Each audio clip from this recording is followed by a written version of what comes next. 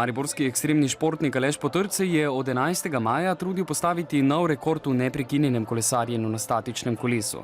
Dosedanji rekord je znašal 224 ur, preseči mu ga uspelo za dobro uro. Brez besed sem. Skoraj da težko kaj povem, ampak dvojno odštevanje, dvojno zmagoslavje, vsaj za mene, pa en nov rekord za Slovenijo. Zanimivo je, da Aleš 10 dni, kolikor je trajala preizkušnja, ni skoraj nič spal.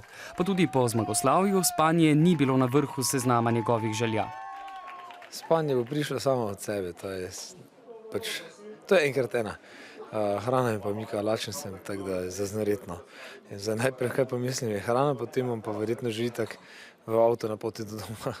Dosti hitro zaspal, kot sem bil zdaj tega navajen tudi tukaj, med samim rekordom na tistih mojih glavnih počitkih. Zadovoljstvo vseh, ki so sodelovali pri podvigu, je še toliko večje, ker je bilo v teh dneh kar nekaj kritičnih trenutkov, zaradi katerih bi se lahko razpletlo tudi drugače. Te druge krize se v bistvu ne spomnim ničesar. Spomnim se ene krize, ki je bila dan poprej, ki je bila zgolj na psihični ravni in za njo lahko rečem, da je bila najslabša, najgrozovitejša izkušnja v mojem življenju do danes. Načeloma njegova osebna psiha je bila dovolj močna, da nismo rabili kaj dosti prisostvovati k temu, da je on dojel, zakaj se ta rekord postavlja.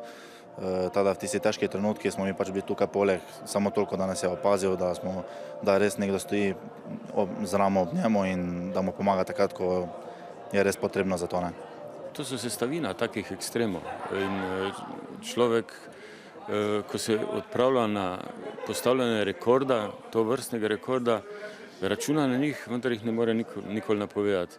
Kot ste lahko slišali, so mu ob strani ves čas stali prijatelji, maserji, fizioterapeuti in družina, pa tudi brat Marko, ki se je pred leti prav tako lotil preseganja Guinnessovega rekorda.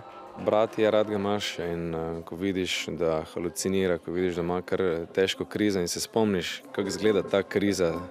Recimo pri mojem takrat rekordu se ti smili, seveda, ni enostavno gledati brata v take situacije, ampak takrat je treba stisniti in mu dati vso oporo in biti za njega tam, zato da spravi skozi in je uspela.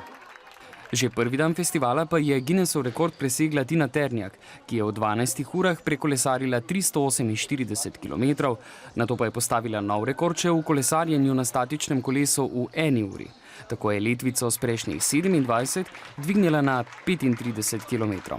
Malo se še noge patla, polna sem adrenalina, drugače pa super. Vesela sem, da se je to zaključilo, da je obema z Alešom nama uspelo to, kar smo si zadala in to je to. Presegli ste rekord, se mi zdi, da za približno 8 km.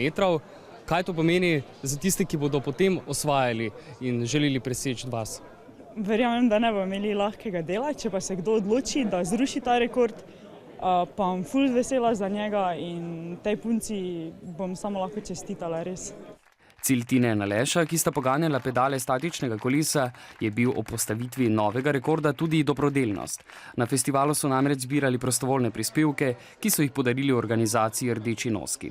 Letošnjo športno pomlad v Mariboru, kot tudi rekorde Tine in Aleša, bo v prihodnje težko ponoviti. Od tistih, ki so spremljali od zunaj, so verjeli, da jim bo uspelo. Mi, ki smo pa jih spremljali že celo leto na pripravah, smo bili pa trdo prepričani, da bo ta polovila svoje rekorde, tako da športna pomlad, tako kot za vsakega, je uspešna tudi bila za njiju. Aleš Potrč in Tina Ternjak sta dosegla zastavljene cilje zaradi ljubezni do kolesarjenja in jeklene volje ter želje po uspehu. In še ena dobra stvar. Verjetno spadata med redke, ki se pred poletjem ne ukvarjajo s preveč maščobe na izpostavljenih delih telesa.